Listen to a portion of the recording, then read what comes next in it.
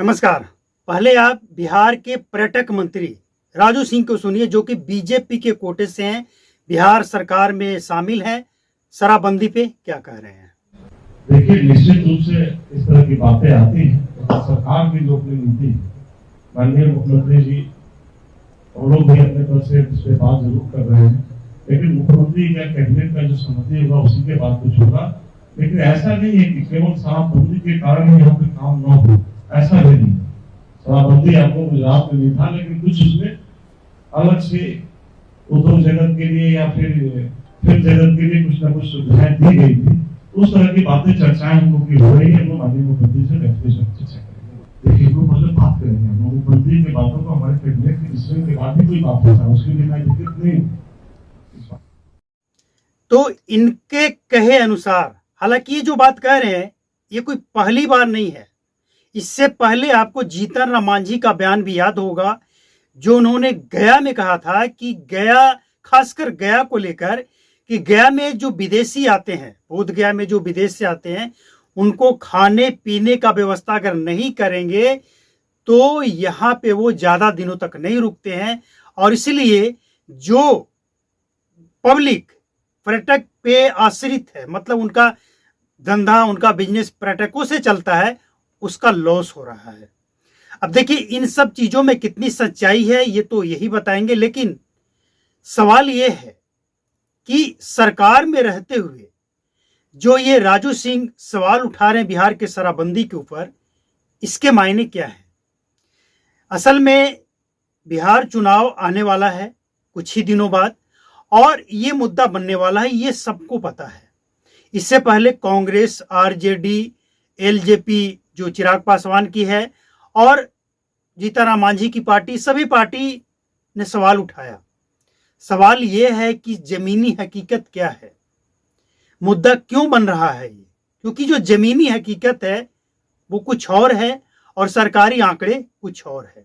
JDU की तरफ से जवाब भी दिया गया, और उस जवाब में अंत में यह भी कहा गया कि मंत्री हैं, सवाल उठा रहे हैं तो कोई वजह तो होगी ही, और वजह है जमीनी हकीकत।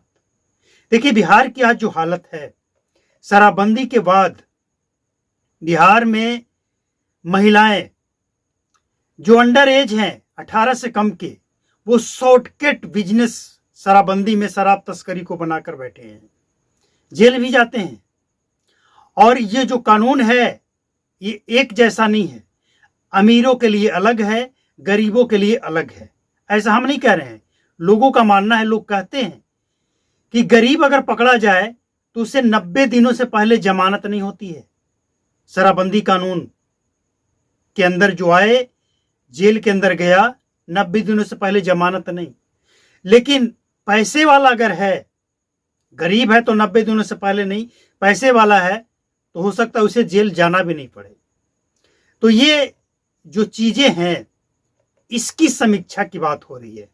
और जहां तक सवाल है बिहार के पर्यटक मंत्री राजू सिंह का, कि इसका असर फिल्म सिटी, मतलब जो बाहर से लोग या फिर बिहार के जो कलाकार हैं वो यहाँ पे शूटिंग करते हैं, तो उस पे असर पड़ रहा है। जो पर्यटक आते हैं, बिहार में कई ऐसे डिस्ट्रिक्ट है जो पर्यटक का एक बहुत बड़ा हब है। बोध गया हो गया, वैशाली हो गया, राजगीर हो गया, ऐसे कई डिस्ट्रिक्ट हैं जहाँ पे बाहर से बहुत संख्या में लोग घूमने आते हैं। तो जो घूमने आएंगे, उनके राज्य में खाने पीने का फुल व्यवस्था है, वो चाहते हैं बिहार में भी हो, ऐसा इनका मानना है। लेकिन एक बात तय है कि बिहार में सरकारी खजाने का, मतलब रेवेन्यू का नुकसान तो है। नुकसान क्यों है इसको समझिए। क्योंकि जब शराबबंदी है और इसके बाद भी शराब बिकता है, तो शराब बिकता है तो अवैध बिकता है, उसका कोई सरकार के पास डेटा, आंकड़ा होता नहीं है, उसका कोई 1% भी कमीशन सरकार तक पहुंचता नहीं है। हाँ, सरकार के कुछ अधिकारी, कुछ नेता, पुलिस वाले तक पहुंच जाता है। तो इसीलिए राजू सिंह जो कह रहे हैं, अब इसमें क्या करना चाहते हैं, क्या कहना चाहते हैं, ये आप खुद तय कर सकते हैं। क्योंकि देखिए, जनता, पब्लिक जो है ना, वो सब जानती है, सब देखती है सच्चाई क्या है। और फाइलों में क्या चल रहा है।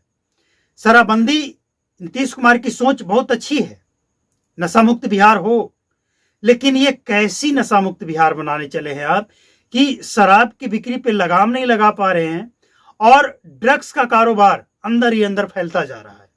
सबसे चिंता का विषय है ड्रग्स, महिलाएं इन्वॉल्व है इसमें। अभी कुछ दिन पहले आपने ये सुना होगा, पटना हाई कोर्ट का स्टेटमेंट आया था कि आप गाड़ी को पकड़ते हैं, गाड़ी किसी और के नाम पे, शराब कोई और ले जा रहा है, आप गाड़ी उठाकर जेल ले जाते हैं, सड़ाते हैं, उसको बेच देते हैं, नीलाम कर देते हैं, भुगतना पड़ता है आम जनता को, जिसका कोई लेना देना नहीं है शराबबंदी से, शराब बेचने से, उसका गाड़ी आप जेल में सड़ा देते हैं। अब इसका तोड़ क्या निकाला है शराब माफिया ने।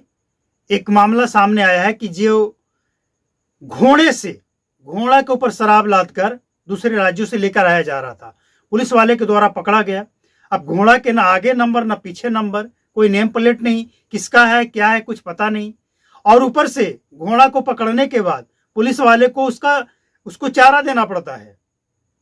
तो ये जो जमीनी हकीकत है, इसको इग्नोर कैसे करेंगे आप? जनता तो देख रही है ना। सवाल ये नहीं है कि आप नशा मुक्त बिहार बनाने चले थे तो इसमें कोई बुराई है, लेकिन नशा मुक्त बिहार कैसे बनाएंगे आप? 9 वर्ष हो चुका है और कितना वक्त चाहिए? और सबसे बड़ी बात यह है कि जब जनता कह रही है, जनता देखिए, पीने वाले, बेचने वाले, तस्करी करने वाले तभी बेच पाता है, तस्करी कर पाता है कि जब पीने वाले जनता, पब्लिक सपोर्ट कर रही है, डिमांड कर रही है, तभी तो। अगर डिमांड ही ना हो तो बेचने वाला ले आते रहे, अपना माल सड़ाता रहे, कोई खरीदेगा ही नहीं।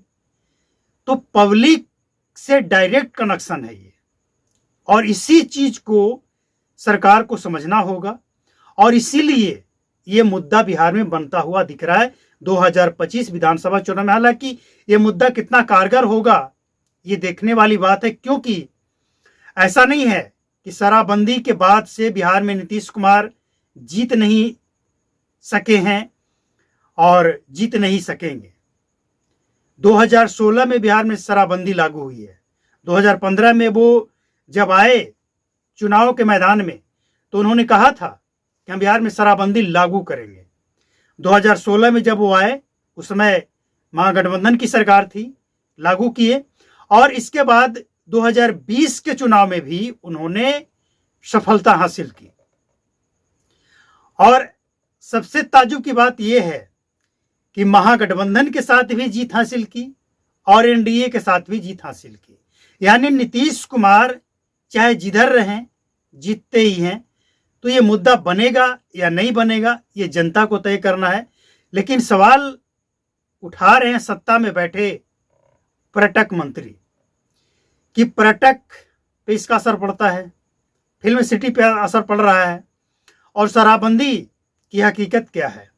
तो नीतीश कुमार से मिलकर समीक्षा की बात करेंगे। देखिए, समीक्षा करने का मतलब ये नहीं कहा जा रहा है कि आप शराबबंदी को धड़ाम से खोल दीजिए।